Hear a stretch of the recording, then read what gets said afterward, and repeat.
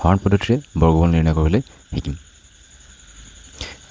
ইয়াৰ বেছিভাগ অংক মানে R1ৰ যি 1 2 3 4 5 আছে সেইকেইটা 6 লৈকে আছে সেইকেইটা উৎপাদক বিশ্লেষণ পদ্ধতিৰে কৰিব লাগে যদি তোমালোকে উৎপাদক বিশ্লেষণ পদ্ধতিৰে কৰিব পাৰা তেতিয়াহ'লে ভালেই কথা কিন্তু এইকেইটাক মানে ইমান পৰীক্ষাৰ দৃষ্টিকোণৰ পৰা চোৱা নহয় এইকেইটা শিকিবলৈ তোমালোকে প্ৰেক্টিছ কৰিব পাৰা কিন্তু পৰীক্ষাত আহিলে যদি 7 নম্বৰটো আহে যে 12.25ক দীৰ্ঘহৰণ পদ্ধতিৰে বৰ্গমূল নিৰ্ণয় কৰা তেতিয়াহে তোমালোকে মানে হয়তো অসুবিধাত পৰিব পাৰা তো ইয়াক পৰীক্ষাৰ দৃষ্টিকোণৰ পৰা চাই কিনে আমি আজি সমাধান কৰিবলৈ চেষ্টা কৰিম আহা আৰম্ভ কৰোঁ 12.25 এক্সাৰচাইজ R1 7ৰ 1 নম্বৰ 12.25 দীৰ্ঘহৰণ পদ্ধতিৰে 12.25 তো আমি পইণ্টত থাকিলে এনেকৈ পইণ্টত থাকক বা এনেকৈ থাকক আমি প্ৰথমতে কি কৰিম এই 25 আৰু 12 এনেকৈ দুটা জোৰত লৈ ল'ম লাষ্টৰ ফালৰ পৰা চাম আমি লাষ্টৰ ফালৰ পৰা জোৰ বনাই আহি থাকিম যদি এনেকৈ জোৰ দেখিছোঁ তেতিয়াহ'লে এই 25ক এটা জোৰ বনাম আৰু 12ক এটা জোৰ বনাম এতিয়া প্ৰথম জোৰটো 12 আছে তাক আমি সমাধান কৰিবলৈ চেষ্টা কৰিম আৰু তাৰ কাৰণে ইয়াতকৈ 12তকৈ সৰু বৰ্গ সংখ্যা কি আছে সেইটো মিলাব লাগিব যেনে 12তকৈ সৰু বৰ্গ সংখ্যাখিনি কি আছে 1 স্কোৱাৰ 1 আহিব 2 স্কোৱাৰ 4 আহিব 3 স্কোৱাৰ 9 আহিব আৰু 4 স্কোৱাৰ 16 আহিব এতিয়া আমি দেখিছোঁ ইয়াত আছে 16টো 12তকৈ ডাঙৰ হৈ যাব সেইকাৰণে আমি তাৰ ওচৰৰ বৰ্গ সংখ্যা যিটো সৰু হ'ব তাতকৈ ল'ম 3 স্কোৱাৰ 9টো ল'ম আৰু তাৰ কাৰণে আমি কি কৰিম ইয়াত 3 বহাম ইয়াত 3 বহালে ইয়াতো 3 বহাব লাগিব 3 গুণ কিমান হ'ব 9 আৰু ইয়াত 3 বহোৱাৰ লগে লগে আমি ইয়াতো 3 বহাই দিম ইয়াত ভিতৰকেইটা বিয়োগ হ'ব আৰু যেনেকৈ সাধাৰণ হৰণত হয় ইয়াত ভিতৰকেইটা বিয়োগ হ'ব আৰু বাহিৰকেইটা যোগ কৰিব লাগিব 12 পৰা 9 গ'লে কি আহিব 3 আৰু 3 কিমান হ'ব 6 ঠিক আছে ইয়াক আমি এনেকৈ আঁচডাল দি দিছোঁ এতিয়া কি হ'ব ইয়াৰ পিছত ইয়াত 3 দেখিছোঁ 3ৰ পিছত এই 2 5 আমি দুটা সংখ্যা একেলগে নমাব লাগিব সাধাৰণ হৰণত আমি কেইটা সংখ্যা নমাওঁ এটা সংখ্যা নমাওঁ প্ৰয়োজন সাপেক্ষে যিমানটা সংখ্যা দৰকাৰ হ'ব আমি সিমানটা সংখ্যা নমাব লাগিব কিন্তু ইয়াত বৰ্গ হয় যিহেতু বৰ্গৰ হৰণ হয় সেইকাৰণে আমি কেইটা সংখ্যা নমাম দুটা সংখ্যা একেলগে নমাই দিম 2 আৰু 5 একেলগে নামিব তাৰপিছত পইণ্টৰ পিছৰ সংখ্যাকেইটা নমোৱাৰ কাৰণে আমি ইয়াত কি এটা দিব লাগিব পইণ্ট এটা দিব লাগিব ঠিক আছে এতিয়া আমি 5ৰ পিছত এনেকুৱা এটা সংখ্যা দিব লাগিব যিটো ইয়াতো বহাম তাৰ তলতো বহাম আৰু সেইটো ইয়াৰ লগত পূৰণ কৰি কিনে কি হ'ব ইয়াৰ 325ৰ সমান হ'ব ধৰি লোৱা মই কি কৰিছোঁ 6ৰ পিছত দিছোঁ 2 যদি 6ৰ পিছত ইয়াত যদি 2 দিওঁ তেতিয়াহ'লে ইয়াতো 2 দিম ইয়াৰ তলতো 2 দিম আৰু ইয়াত 2 আৰু এই 2 পূৰণ হ'লে মানে এনেকৈ 62 আৰু 2 পূৰণ হ'ব তো 2 গুণ কিমান আহিব 4 আৰু 2 6 গুণ কিমান আহিব 12 যিটো 325ৰ ওচৰত নাই ঠিক আছে তো আমি চাম ইয়াত লাষ্টৰ সংখ্যাটোলৈ মন কৰোঁ 5 থকাৰ কাৰণে আমি 5ৰ সংখ্যাটো দি চাবলৈ চেষ্টা কৰোঁ 65 দি চাওঁ 65 দিলে তাতো কি দিব লাগিব 5 দিব লাগিব 5 গুণ কিমান আহিব 25ৰ 5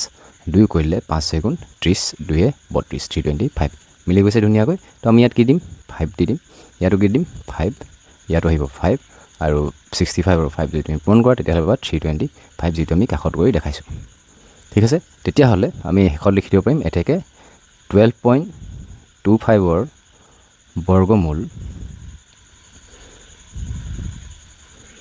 বৰ্গমূল 3.5 এতিয়া আমি 2 নম্বৰটো চাওঁ 2 নম্বৰতে কি আছে 24.01 এইটো পইণ্টতে আছে গোটেইকেইটা পইণ্টতে আছে বাৰু তো আমি এতিয়া 24.01টো চাওঁ 24.01ৰ কাৰণে এনেকৈ 24.01 লিখি ল'ম আগৰ নিচিনা একেই প্ৰায় তো ইয়াক 01 আৰু 24 এনেকৈ দুটা ভাগত ভাগ কৰি ল'লোঁ ভাগ কৰাৰ পিছত যিটো প্ৰথম 24টো আছে এই 24টোতকৈ সৰু বৰ্গ সংখ্যা চাম 1 স্কোৱাৰ 1 আহিব 2 স্কোৱাৰ 4 আহিব এইবোৰ তোমালোকে কাষত লিখি দিবলৈ প্ৰয়োজন নাই যদিহে তোমালোকে জানা তেতিয়াহ'লে লিখিবলৈ প্ৰয়োজন নাই যদি তোমালোকে নাজানা তেতিয়াহ'লে মই তাৰ কাৰণে বুজাবলৈ কাৰণে মই লিখি দিছোঁ 3 স্কোৱাৰ কিমান আহিব 9 4 স্কোৱাৰ আহিব 16 আৰু 5 স্কোৱাৰ আহিব 25 তো মই ইয়াত বুজিবলৈ কাৰণে এইটো লিখি দিছোঁ এতিয়া 25তকৈ সৰু বৰ্গ সংখ্যা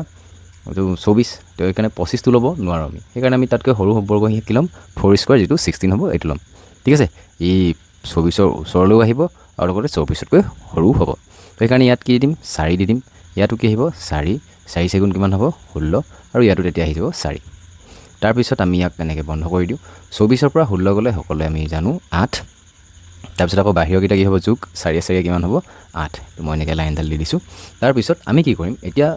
চিম্পল কথা এনেকৈ দুটা সংখ্যা যিকেইটা আছে দুই সংখ্যা দুটা নমাই দিম হৈ গ'ল তাৰপিছত এতিয়া কি হ'ব এই পইণ্টৰ পিছৰ সংখ্যাকেইটা নমোৱাৰ কাৰণে মই এটা পইণ্ট দি দিম 4 পইণ্ট আহি গ'ল এতিয়া কি কৰিম আগৰটো নিচিনা একেই যেনেকৈ তাত 5 দি কিনে চাইছিলোঁ। এইবাৰ চোৱা ইয়াত লাষ্টত 1 আছে, ঠিক আছে। সেইকাৰণে 1 থকাৰ কাৰণে কিমান পূৰণ কৰিলে আমি 1 পাম। হয়তো আমি 1 আৰু 1 পূৰণ কৰিলে আমি 1 পাম, নহয় 9 × 9 কৰিলে 81ৰ 1 পাম, ঠিক আছে। সেইকাৰণে আমি 8ৰ পিছত 1 দি চাম, নহ'লে 9 দি চাম। এতিয়া 81 × 1 যদি কৰোঁ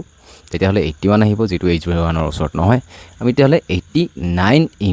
9 কৰি চাওঁ। 9 9 গুণ কিমান আহিব? 81, 81ৰ 8 উকলিব, 8 9 গুণ 72, 72ৰ 8 কিমান আহিব? 80, 801। যদি মই ইয়াত 9 বহাই দিওঁ তেতিয়াহ'লে ইয়াতো 9 বহাম, ইয়াতো 9 বহাম, আৰু এইটো আৰু এইটো পূৰণ কৰি কিনে মই পাম 801। তোমালোকে কাষত দেখিছা সেইটো। এতেকে 24.01ৰ বৰ্গমূল